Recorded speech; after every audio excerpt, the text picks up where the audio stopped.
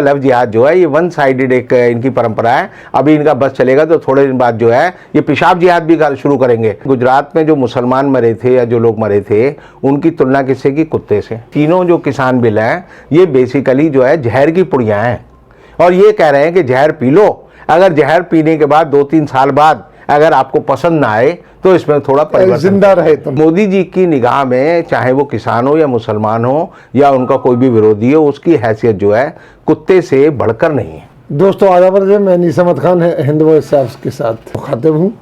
मेरे साथ हैं प्रसिद्ध वकील समाज सेवी रविंद्र कुमार जी, हमारे चैनल के बड़े सरपरस्त थे और हमें कुछ वक्त दे देते हैं, ये बड़ी बात है इनकी। रविंद्र कुमार जी बहुत बहुत खैर मकदम स्वागत है आपका। रविंद्र जी एक बात बताइए, जो ख़त्म होने का नाम नहीं ले रहा है किसान मूवमेंट और बयान आ रहे हैं कई लोगों के, मोदी जी कह रहे हैं कि एक चीज़ नहीं बदलेगी, इसी को लागू करेंगे। वहाँ राजनाथ सिंह जी कह रहे हैं कि 2 साल के लिए लागू करा लीजिए, कोई कह रहा है कि उसमें कुछ परिवर्तन करके लागू दे, बातचीत के लिए बुला लेते हैं।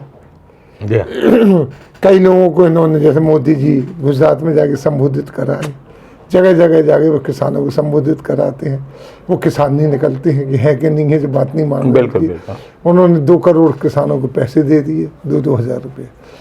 तो पहली बात तो ये है हमारा बड़ा रिजर्वेशन के 2,000 रुपये में आज होता क्या है। बिल्कुल उन्होंने किसान को दिए, लेकिन उन्होंने दे दिए सब, और वो 50 लाख किसान दिल्ली को घेरे बैठा है जी। और हिंदुस्तान के हर खित्ते में, हर क्षेत्र में, हर प्रदेश में मूवमेंट चल रहा है। तो ये क्या, ये जो विरोधाभास क्यों है मोदी जी की बातों में और राजनाथ सिंह की बातों में और हमारे कृषि मंत्री हैं उनकी बातों में, विरोधाभास क्यों चल रहा है? देखिए, पूरी सरकार को इस समय ये नहीं पता कि हमें करना क्या है। हम जो है सरकार चला रहे हैं तो क्यों चला रहे हैं, किसके लिए चला रहे हैं, और सबसे बड़ी बात यह है कि सरकार में जितने भी लोग बैठे हैं वो इस मामले में मोदी जी और किसान बिल जो है वो एक तरह से फुटबॉल की तरह हो गया है कि फुटबॉल एक तरफ से इधर उछाली, दूसरी तरफ पहुंची, दूसरी तरफ उछाली, पहली तरफ पहुंची, और उसके बाद जो है ये समझा जाता है कि ये मैच जो है कहीं ना कहीं टाई हो जाएगा या हम जीत जाएंगे। क्योंकि मोदी जी ने अभी जो मन की बात की तो उसमें उन्होंने बड़ी विचित्र बात कही कि लोग जो है कुत्ते बिल्लियों को और जानवरों को जो है कपड़े पहनाते हैं, उनको खाना दे रहे हैं, और कई लोग तो कई हज़ार जानवरों को जो है खाना और कपड़ा और बिस्तर मुहैया करा रहे हैं। और मोदी जी के बात को जब मैं सुन रहा था तो मुझे याद आया कि जब 2002 के गुजरात दंगों की बात हो रही थी तब भी एक जी वाले ने पूछा मोदी जी से कि गुजरात में जो दंगे हुए उनके बारे में आपको क्या कहना है। तो मोदी जी ने कहा था, तब भी उनकी उपमा यही थी कि अगर आपकी चलती गाड़ी के नीचे कोई कुत्ते का पिल्ला आ जाए तो दुख तो होता है। तो उन्होंने गुजरात में जो मुसलमान मरे थे या जो लोग मरे थे उनकी तुलना किससे की? कुत्ते से। अब जो मन की बात में है वो किसानों के बारे में कह रहे हैं और उनका नाम रूपक लेकर जो है कह रहे हैं कुत्ते बिल्ली जो होते हैं उनको खाना देना चाहिए, उनको जो है कपड़े देने चाहिए, उनका ध्यान रखना चाहिए। तो मोदी जी की निगाह में चाहे वो किसान हो या मुसलमान हो या उनका कोई भी विरोधी हो, उसकी हैसियत जो है कुत्ते से बढ़कर नहीं है।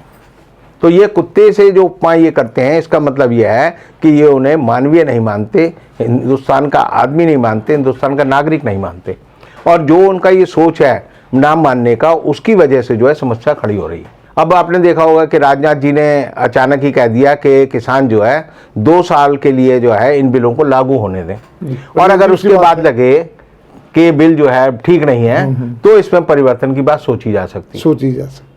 तो ये ऐसे ही है जैसे संथाल परगना में, झारखंड में जो हिस्सा है वहाँ पर एक परंपरा है आदिवासियों में कि लड़के लड़की जो है वो अपने ग्रुप में रहते हैं और वो वहाँ पर जाए घोटुल की एक परंपरा है। मैंने छत्तीसगढ़ में देखा, बड़ी नजदीक से देखा, अंदर तो नहीं जाने देती लेकिन बड़ी नजदीक से। तो घोटुल में क्या होता है, लड़के लड़कियां रहते हैं एक दूसरे के साथ, वो हर तरह से जो जीवन होता है पति पत्नी का और जीते हैं, और अगर उनको लगता है वो एक दूसरे को पसंद आ गए तो वो जो है एक दूसरे से शादी कर लेते हैं। तो ये घोटुल वाली परंपरा जो है राजनाथ जी पता नहीं क्यों ले आए, मुझे नहीं समझ आया।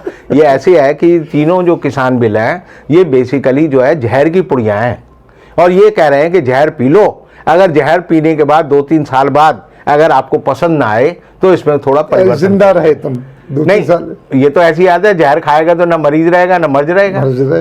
तो ये पूरी सरकार जो है, मुझे लगता है कि एक तरह से बेवकूफ़ियों का एक अनथीन सिलसिला जो है, पैराडॉक्स ऑफ जिसे कहते हैं फुलिशनेस, वो इस सरकार का चल रहा है।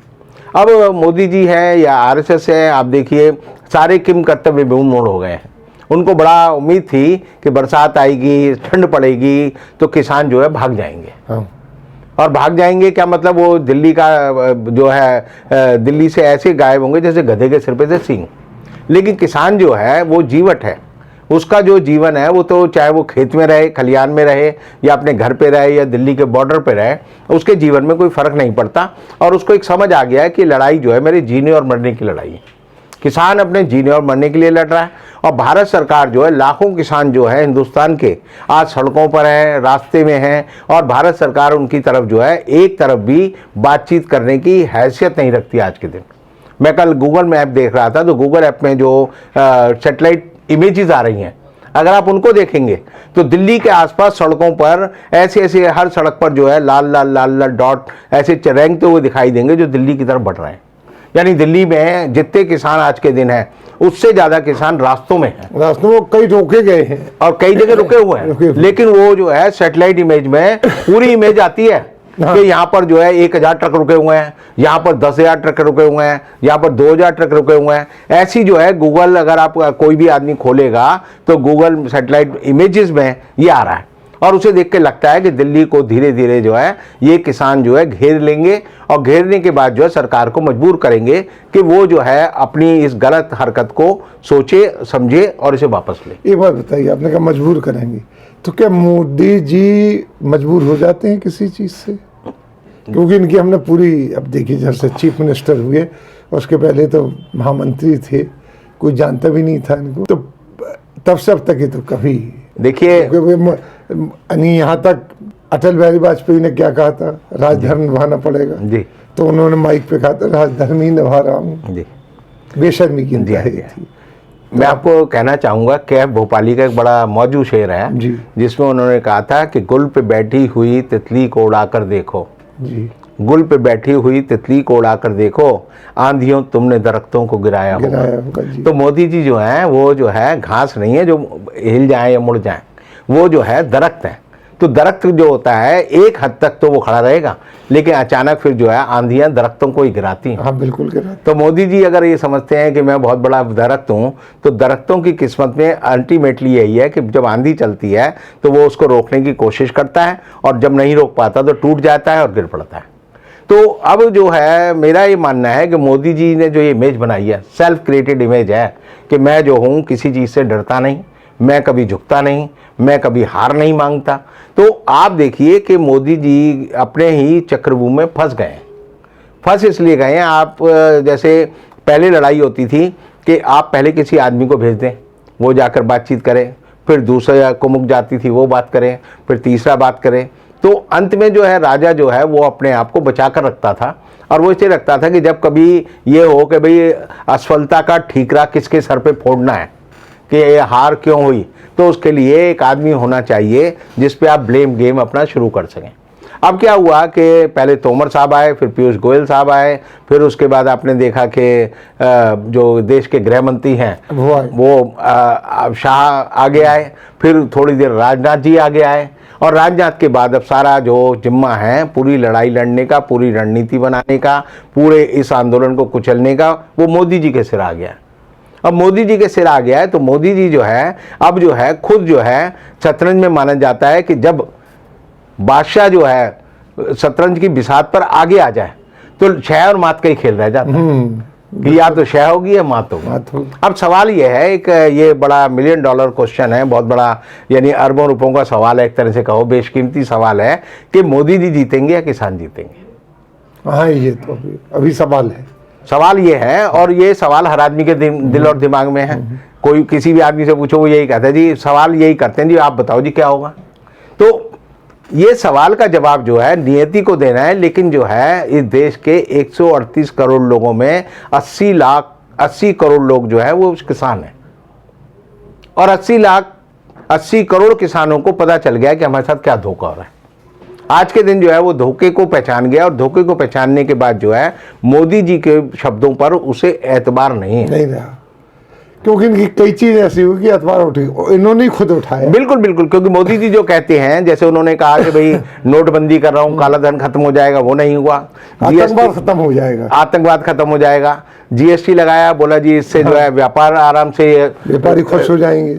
उन्होंने उसका नाम ही दिया गुड एंड सिंपल टैक्स, और उसे धंधे को बर्बाद कर दिया। जब 370 लगाई तो कश्मीर को बर्बाद कर दिया। जब सीए और एनआरपी लाए तो आपने देखा कि वो हिंदू मुसलमानों के बीच में उन्होंने पूरे देश में विभाजन खड़ा कर दिया। तो और अब जो ये कृषि बिल लाए हैं और जो मजदूरों के खिलाफ बिल लाए हैं, वो जो है मजदूर और कृषि को बर्बाद करने की साजिश है। और इसलिए जो है मोदी जी के साथ जो है जो उनकी बातें कहते हैं, उनके बारे में मुझे एक पुरानी बात याद आती है इकबाल की। मौलाना इकबाल ने लिखा था कि इकबाल बड़ा उपदेशक है, मन बातों से मोह लेता है, गुफ्तार का गाजी बन तो गया, किरदार का गाजी बन ना सका। तो गाली गुफ्तार जो होता है उसका मतलब है कि आप बोल चील के, तो बोल चील में तो बड़ी बात कर ली आपने, लेकिन जो किरदार है, जो आपकी असलियत है, जो आपका करेक्टर है, वो आपका जो है बिल्कुल यानी दो कौड़ी का है। तो इस दो कौड़ी के इस सारे मामले में आप देखेंगे कि देश की जनता को मोदी जी की असलियत पता चल गई है। पूरी दुनिया में जो है मोदी जी के नाम पर जो है हर जगह पर जो आंदोलन हो रहे हैं, उससे भी हिंदुस्तान की छवि जो है पूरी दुनिया में खराब होती जा रही है। जी। और किसानों ने जो फैसला किया है कि 1 तारीख को वो जो है शपथ दिलवाएंगे सबको, कि सब आदमी जो है नए साल में शपथ लेंगे कि हम कृषि कानूनों के खिलाफ हैं, देश के किसानों के साथ हैं, देश की अर्थव्यवस्था के साथ हैं, और देश में जो अन्याय हो रहा है उसके खिलाफ हैं।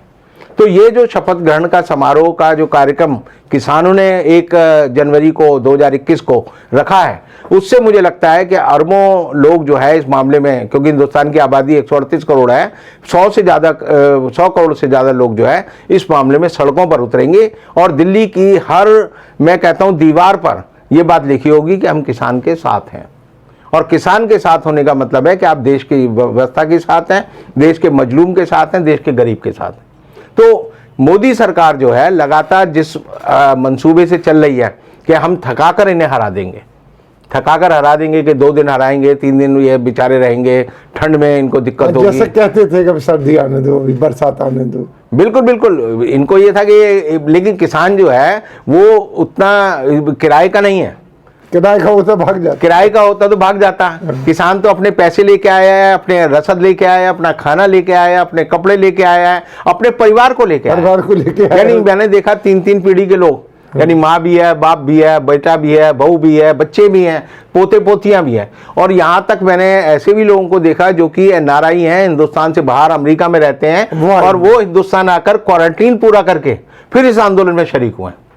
और उनके पास अपने पासपोर्ट भी हैं और सब चीज़ें हैं कि वो ये बताता है कि पढ़ा लिखा तबका भी, जो एमबीए कर रहा है, जो अमेरिका में नौकरी कर रहा है, जो इंग्लैंड में नौकरी कर रहा है, जो ऑस्ट्रेलिया में नौकरी कर रहा है, उन सबको भी पता है कि ये सारा मामला जो है, ये सारा जो पूरा का पूरा मोदी जी ने जो ये करतूत जो गलत काम किया है, वो अडानी और अंबानी को पूरे देश की अर्थव्यवस्था को बेचने के लिए किया है। और देश जो है पूरी तरह से जो है अब जाग चुका है।